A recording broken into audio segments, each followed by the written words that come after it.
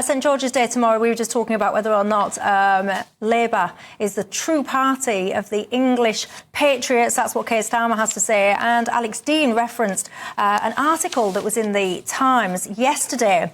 And it's quite a concerning article, and you're right to bring it up. It's an anonymous letter from a teacher, actually, and he says that he asked his class of 13-year-olds to raise their hands if they hated Britain, and 30 hands shot up immediately with absolute certainty. This is quite concerning. It is, and the flip side of it is that when people in public life, take Andrew Rosendale, who campaigned to have the Union flag flown from public buildings, when people in public life voice arguments that we should be overt and display our patriotism, we should sing the national anthem at public events and so forth, they get laughed out of town. They get mocked. It was a stat. People in Parliament would mock Rosendale when he said that about flags. Anyone who suggests that kids in school should learn, let alone sing the national anthem, get laughed at, you're very old-fashioned and so forth. When you destroy these kinds of values, you don't suddenly get that sort of charming left liberal normal life. Those values get replaced by other things. They get replaced by hate, and they get replaced by allegiance to other organisations. I need to be clear as well. There's a very important caveat to this. Most of these pupils are Muslim. He says it's a large academy in the south of England. A few of his pupils, he says, have lived in Islamic countries, including Saudi Arabia and Afghanistan. It's precisely the kind of student who most needs to be taught about British values and to learn to love them. He says, most of the lads I teach, this is his direct quote, most of the lads I teach think women should have fewer rights than men. They spend our citizenship lessons arguing that wives should not work. One student said Iraq's a bit rubbish now.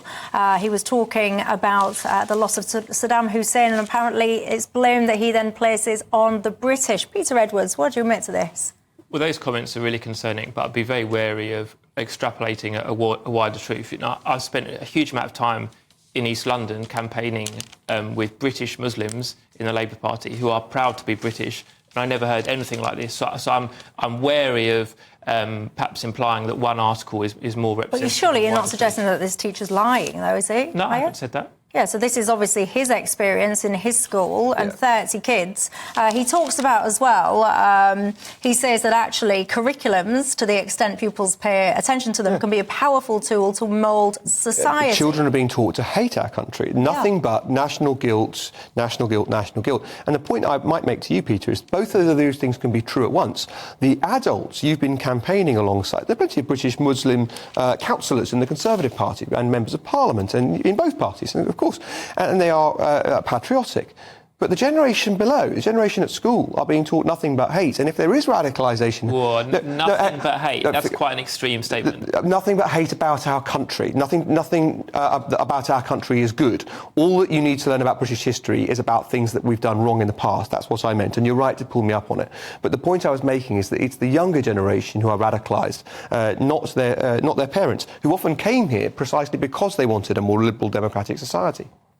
This teacher, he says, one of his teacher friends visited a school recently, and its head of history described the aim of their curriculum as being the creation of scholar activists. They said they wanted to turn pupils into radical agents of protest against the state that they say is institutionally racist. Do you get concerned about what kids are being taught in schools?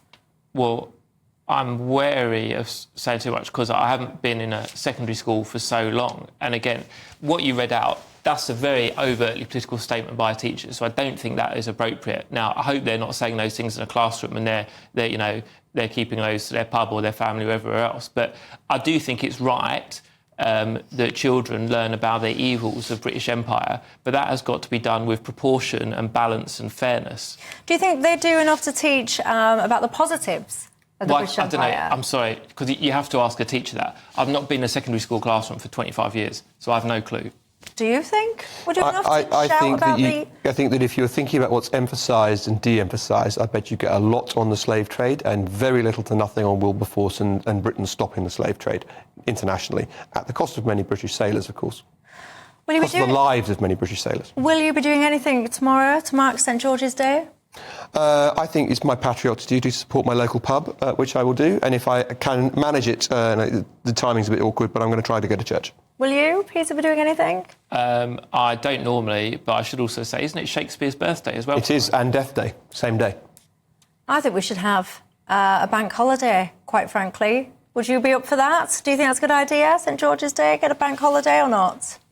We'd all love a day off work, wouldn't we? And then don't worry, you can move it from May Day. You can move it from the meaningless left-wing May Day, and you can have it on St George's Day instead. No politician, elected politician, is going to argue against a bank holiday, but then you'll get city CEOs who say it's whatever the loss is to national productivity of another day off.